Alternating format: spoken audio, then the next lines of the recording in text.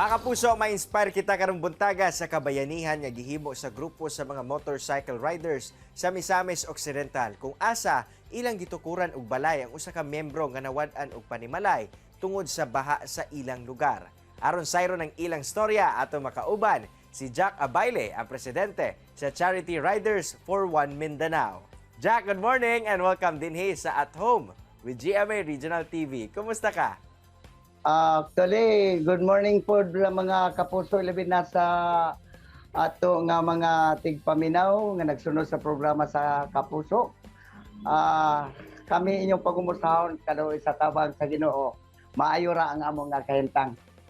Jack, unang-una, congrats sa nahimo sa inyong grupo, labi pa nga dili kini basta-basta. Apan unsa ba ang backstory ani ngano ninyo nahimo kini nga proyekto nga tukuran og balay ang usa ka pamilya? Actually, kining cream kon Charity Ride One Mindanao, di buo kini sa mga kapartner nato nga mga PNP sa Misamis Occidental First Provincial Mobile Force Company and Aloran Police Station. Din sila usab mao nagpaluyo ni ini nga gihimo nga alliance. Kining cream ang mga miyembro nini ang nagkalalaing nga mga club sa Misamis Occidental na sa mga more or less mga 30 ka mga club. Then adunay kapin kung kulang ka mga 300 ka mga riders nga ania dinhi. Unya usa ka higayon niya na nga kun ato mahinumduman nga dunay usa ka low pressure nga miagi sa ato nga probinsya diin kini nga biktima kining ato ang natabangan usa sa mga biktima din ng ilang balay na anod sa baha. So gitabangan ni pinaagi sa CRIM o sa tabang sa Ginoo nahimo gyud ang mao nga proyekto. Jack, sanglit mahalon baya gyud ang materyales alang sa pagpatukod og balay asa sa ba mo nanguha og budget aron mahinayon kini nga proyekto. Amo sa nasayran nga nakig-partner mo sa kapulisan. Kumusta ba ang inyong partnership? Actually, ang among partnership sa with PNP Force, sila gyud ang motivate sa amo aron matuman or mahitabo kini mao nga proyekto.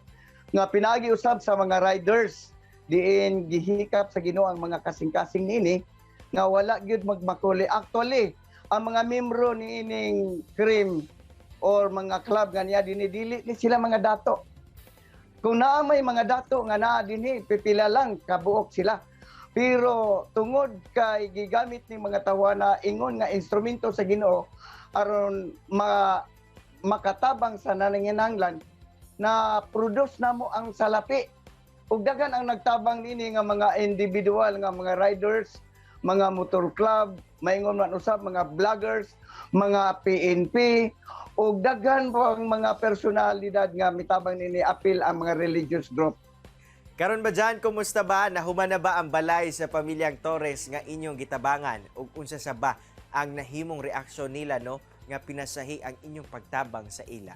Actually, amo nang na-turnover akto gyud sa gihimo usab or gilusad nga pag-blessing sa mao nga balay ni adtong April 17, 2022.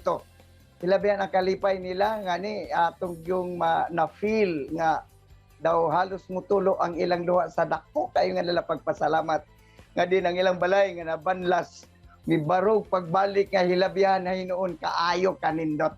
Kami sa pagkahuman na mog turnover sir, abi nimo murata o galutaw di ay sa hangin.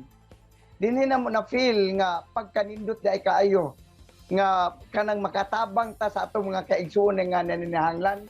Kung wa pa ninyo masulay nga nakatabang mo, sulay ninyo inyong ma-feel nga murata og naglutaw sa panganod sa kalipay nga ang imong kasing-kasing daw kumuton sa kalipay nga di nimo masabtan nga kung magtan-aw ka sa imong natabangan nga daw halos na lang kakuguson sa pagpasalamat niini.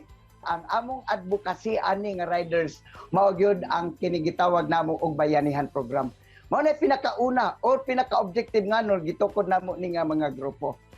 o ikaduha na lang namo ng pag rides na lang namo, pero ang pinakauna gyud namo mao ang pagtabang sa among isikataw.